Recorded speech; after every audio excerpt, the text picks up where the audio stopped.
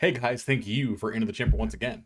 Today I'm going to be talking about the new SCRs coming out in Jetburn, but before I can get into that, I've got a really special announcement. I am very excited and, to be honest, a little proud to announce that I'm now officially partnered with UVS Games. Now, as part of that partnership, they're going to send me some goodies, including 2 boxes of Jetburn, which I want to open up on stream, probably in a video, pass along to you guys, the viewers. In the near future, I'll be opening up those boxes in a video and giving them my thoughts on the updated card artwork, the new frames, symbols, all of that jazz. And I will be giving away the entire contents, including, if I'm so lucky to pull it, a Chrome Rare. I swear to God, even if I pull a Chrome Rare, it's going to go to you guys. And any other secret rares, XRs, the whole nine, they're all going to be given away. I'll even make sure I include the packs for everybody. I'm very excited to get to start to work with UVS Games directly. So, once again, I want to say thank you to everyone over there at the team. There's going to be a lot more content coming. So I'm looking forward to the future. With that out of the way, let's get into what you guys are here for, which is the reviews of all of the secret rares coming out in Jetburn. Jetburn, like Undaunted Raid before it, is coming with 6 secret rares. So we're going to get into all of those, starting with Fierce Wings, which is a secret rare for Hawks. Now, Fierce Wings is a really nasty hand trap that punishes your opponent for stunning or destroying your foundations, but it can also just be used to grab any foundation or any card, from your discard pile with a difficulty of 3 or less. While I think that any deck that can include Fierce Wings will be interested in running some amount of the card just for the access to the stun hate, where I think Fierce Wings actually really starts to shine is if it's a card that you build your entire deck around. I know that seems weird, but hear me out. We've seen players like Garrett Brett register plenty of decks with, 10, 15, 20 singletons in their foundation lineup. And for the most part, they're just kind of relying on drawing those cards naturally. They don't have a way to access them if they get checked. But Fierce Wings gives us that, particularly on Evil or Order, as they tend to have more situational toolbox style effects. I can see Fierce Wings being used as a way to grab certain foundations and then build them on the same turn. If you poke with an attack and then you fetch if you're low on health, and let's say you're playing Evil and you fetch Dissolving the Conflict, or if you're on Order and you fetch it's like Sticky Balls as a way to clog your opponent's card pool on the next turn. You can start running all of these singleton foundations and manipulate and control your opponents. Very promising card. I'm very high on this one. Out of all of the secret rares in the set, I actually think Fierce Wings is one of the best ones, even if it requires a little bit more out of you as a player than some of these other secret rares are. So I think this is one you should really be keeping an eye out and hope that you get to pull in your pre-releases. Next, we have Hero's Upbringing, which is a very neat kind of sideboard card. It punishes your opponent by sealing their character if they use any ability twice in a row. Notably, this actually includes your opponent's character, which is kind of interesting because most abilities like this that seal cards for repeated effects will specify non-character ability. So the fact that you can seal your opponent's character for them just using their character twice is actually pretty sick, and one of the little upsides to this card that's not immediately obvious about it. One of the other kind of sneaky upsides to this card is its second enhance, where you get to seal all cards in the card pool for both players and their momentum, which at face value doesn't actually seem that great. It seems a little arbitrary, but there are decks like Amajiki, who had a very strong showing at Nats this year, who rely pretty heavily on their momentum as a way to get extra enhances or abilities. In addition, sealing all the cards in the card pool will include sealing the current attack. So, in addition to having the minor upside of sealing other cards, really this is just enhance, remove a copy of it from the bin to just seal any attack. Yes, this card stays in the card pool, and I don't know if death decks are going to want to play this over Blood Curdle, but I actually think this is a really sick card to sideboard 3 or 4 copies of. You could mainboard 1 and sideboard 3 and bring them all in against certain matchups. While it is situational, it covers a lot of situations and it's almost mainboardable. I don't think this card is amazing, but the more you read it and think about it, the more it grows. So I think this card's neat. It's a good SCR. Okay, next up we have Deception Dagger. Dagger is kind of a weird card because they could have just printed this as a 4 or 5 speed move and gotten rid of the enhance to remove cards from our opponent's discard pile, and it would basically be the same thing. Removing cards from your opponent's discard pile usually doesn't matter much, but I guess it's useful against Eraserhead 1 or other discard focused strategies, but those are pretty rare. Now, the reason you're interested really in running this attack is for the fact that it has not only stun 2 on its own, but once it's in your momentum, it can give another attack stun 2, which is a lot of board control.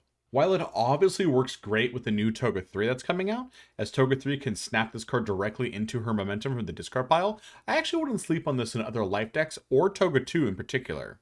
Plenty of life decks already play Back Alley Haymaker, so this gives them access to another 5 difficulty stun 2 move, and if it goes into the momentum and you're playing like a weapons-based strategy, this attack can then give another attack stun 2. So you could hit your opponent for like stun 4 or stun 6 depending on your deck construction and what cards you're playing, which is like completely takes your opponent out of a game. Any Toga, I think, is going to be really interested in running this card, both Toga 1 and Toga 2, as they can easily snap it into their momentum with stalking her prey. But I think you could also just generally play this in any kind of weapon deck on any of its symbols. Right now, we don't have any Chaos weapons, or at least we don't have enough Chaos weapons to really justify applying that as like a dedicated attack strategy. But, this card's going to be around for a few years. That could absolutely become a thing down the road. It's worth keeping in mind. Okay, now we're on to Falling Skies. There's no two ways about it. In terms of raw power, I think Falling Skies is the scariest SCR out of the batch. It's not a repeated 100% smash, but it's pretty good. Like, just for starters, you can look forward to Jiro playing this as like her fifth attack and giving it like 4 or 5 speed, and then it ending up at like, I don't know, 12 to 15, 13 damage. It depends on exactly what her card pool looks like, of course, but this is going to be a huge move that's very fast, almost impossible to block. And even if you do block it, it's going to be a throw, and you're still going to lose 7 or 8 health, which might be all the health that you have left at that point because it's Jiro we're talking about. She already has Home Run Comet as a bomb. This gives her like an extra bomb and lets her more easily use Home Run Comet as her opener now too. So this is going to be all over the place in Jiro decks. Outside of that, both Ochako 1 and Ochako 4 obviously play this card very nicely. Ochako 1 cares about highs and charges as well, so this card will fit right in with an attack lineup like that, ending with a lot of stats. And because she can, play it early, snap into her momentum, and then pick it back up at the end of a string and then play it as like a large bomb, again, it's going to be like a perfect fit in Ochako 1. And then it's designed to be played with Ochako 4, and it'll fit nicely there as well, as it already gets a lot of stats on its own, and then Ochako 4 can give it more damage and it becomes a throw. It's just, most Ochako characters can play this card. It's good in Jiro. It's good in any kind of like off deck that wants to play a lot of highs. In fact, if you want to play something a little goofy, for lack of a better word, maybe not the most competitive, but a lot of fun, Ectoplasm on water actually can play this card. After a long string of Ectoplasm clones, which are all high attacks that he can play pretty easily, since they're all, 3 diffs, you can play Charge, and Charge will get a bunch of stats based on those clones. And it's kind of like a neat bomb to throw at the end of a Ectoplasm clone string. I don't know if that's the most competitive, but if you want to play something just a little different with this card that's not super competitive but kind of fun, I would give Water Ectoplasm a shot. It's like a good locals option. I suspect that this will be the Chase SCR out of the kit, plus it has Ochako on it, who's like a fan favorite, so you should really be crossing your fingers that this is the one that you pull. Maybe even an XR if you're really lucky. Alright, now here's an attack that I think is a little bit better than it first reads, at least on one symbol, and that's Fiery Vengeance. In addition to just being a reasonably static card, Vengeance comes with both a good punish if your opponent full blocks the attack, but also kind of an interesting ability where you can fetch attacks from your discard pile if you mill them during your turn, which of course raises the question of, how do you mill cards to make that consistent? Fire has access to both Revel and the new Zero Diff, I think it's called One Man Inferno, as ways to mill cards. And there's a couple of other incidental cards on Fire in the new set that mill as well that you could add into your deck to help flesh this card out, and make it so that it's more likely to hit. You're going to also need to have momentum to use the second ability, but Fire luckily has both Cremation and Capture Evildoers as ways to snag that momentum, so I don't think that's going to be a huge issue for most Fire decks. Now, obviously, this card synergizes nicely with Endeavor 3, because if it gets full blocked, it removes, and then Endeavor 3 can use his once per game and pull it back from his remove from game pile and play it again. So it's kind of like Echo with extra steps, which is neat. But this card also, I think, has a lot of legs in Endeavor 1. Endeavor 1 actually tends to put a lot of damage on all of his attacks, and you can get to some really high values on this card. And if your opponent full blocks the attack, it gets removed and won't count towards progressive. And if they partial block it, they're going to eat like a large amount. So I think Endeavor 1 could actually play this card well as like an extra mill payoff, even though the card doesn't mill on its own. Outside of that, any fire character who can put a lot of damage on this card will get some mileage out of it. So I think this one can see a little experimentation. It's not super competitive overall, but it's neat. And there's lots of ways to make it do cool things and fetch, random attacks from your discard pile. So I think it has some legs. Finally, we have Looming Terror, a card that personally I'm not super high on. I think overall this is kind of the most iffy out of all of the secret rares. It's obviously great in Hood and Nomu, but a lot of other people are going to have a hard time playing a 7 difficulty attack that's basically just a giant ball of stats with stun 2. It doesn't really have like a great other ability outside of the fact that it's hard to block, which sometimes comes up depending on what's in your opponent's hand. I think a good amount of the time this attack will get through because they can't block it with foundations. But it's going to be tough to just jam a card that's literally this difficult to play. I think if you're really interested in playing a card like this, you're going to need ways to A, draw it off the top of your deck when you use its momentum ability, because otherwise it doesn't have a lot of value. And B, you're going to need ways to reduce its difficulty. Now, Hood comes with a few cards that can help with that, obviously, but if you're going to play these cards that lower the difficulty of 6 diffs or higher, at that point you should probably just play Hood and play like the all 6 difficulty attack lineup deck and just have this as like your bomb, and I think it'll be fine there.